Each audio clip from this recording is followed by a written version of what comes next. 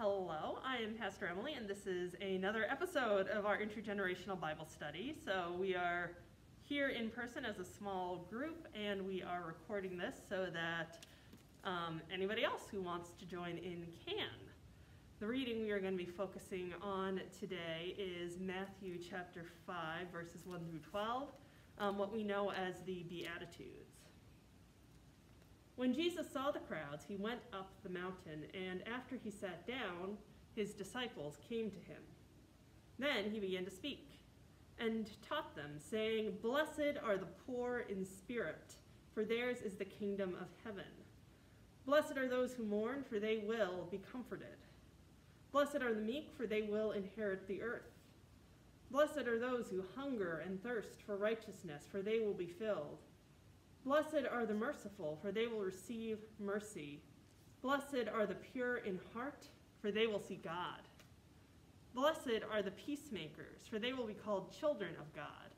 Blessed are those who are persecuted for righteousness' sake, for theirs is the kingdom of heaven.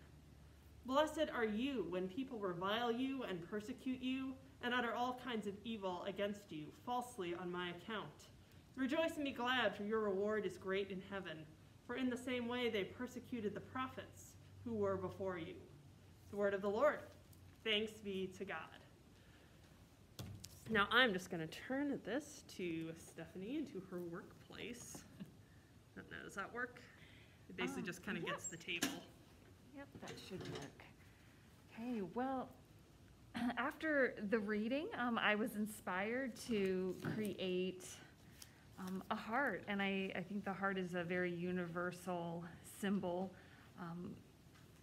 during any time of hardship, during grief. It's always important to remember love is what keeps us going and brings us together. So the simple shape of a heart really just inspired me, along with from Matthew 5, 1 to 12, it was, "Blessed are the pure in heart, for they will see God." That just really lifted my spirits, and that's what inspired me. So what we are going to do is create that heart, and we have some supplies. We have watercolor paints. We have a bag of salt, but I have this out just to let you know what type of salt. It was the kosher salt because it's large and it really absorbs the water and the paint very well, which we will see as we're working with it. So what you will do is, let me get my salt ready. Okay. Just dip your paintbrush inside the water just to get the paint a little wet, because without water, we cannot work with our watercolor paints.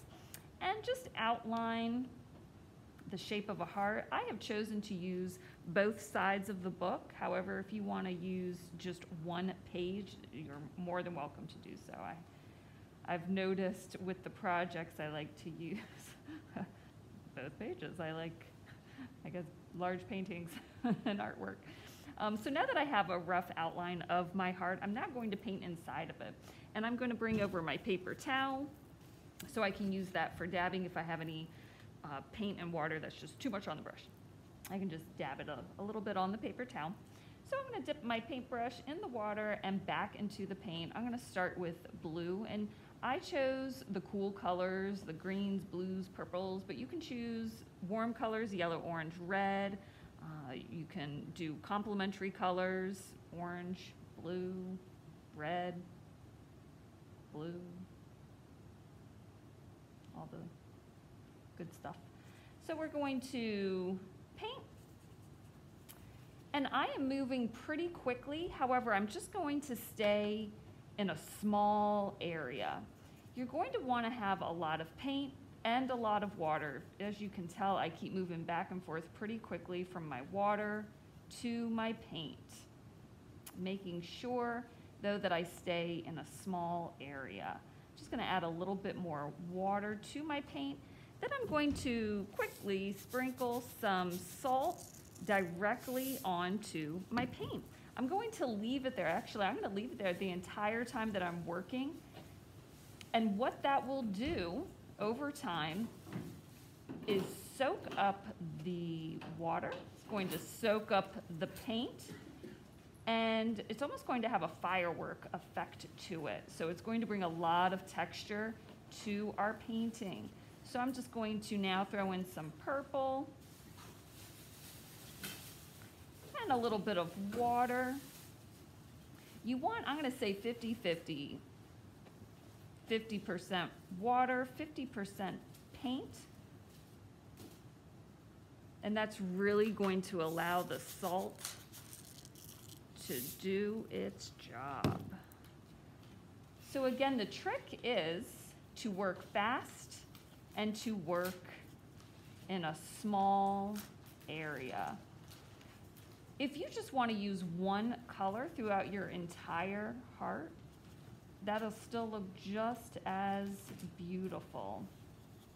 You'll still have the same effect of the texture and almost that firework effect. So I'm going to throw in a little bit more water. So notice how quickly I'm working, and the salt is definitely over time going to start doing its job. So let's throw in a little bit of water right there.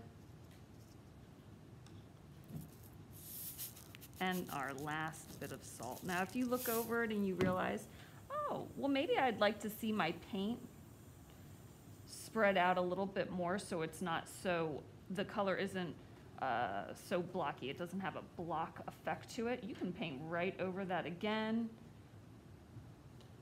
and just have some fun with your paints. Have fun with your water. And throw in a little bit more salt. So what the salt is actually doing, it's soaking up that paint, taking it all in, and then spreading it back out. So again, it has that firework effect.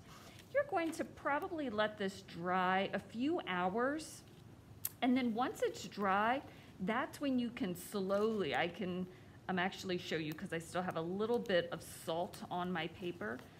Once it's completely dry, you're going to just take either your fingers or maybe a plastic fork and just scrape off the salt, throw it into the garbage can. It should easily come off.